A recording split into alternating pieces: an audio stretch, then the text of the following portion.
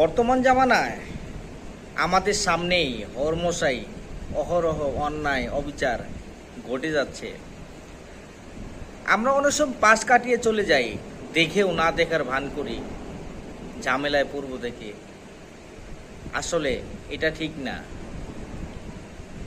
অন্যায়ের বিরুদ্ধে নীরব থাকা মানেই তা মেনে নেওয়া। আর বিশেষ করে ইসলাম কখনোই অন্যায় দেখে প্রতিবাদ না করা, সেটা কখনোই সমর্থন করে না।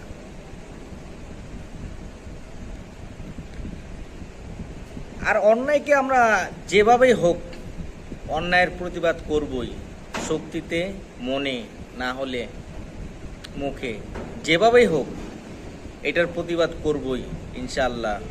মরতে তো একদিন হবেই, তাই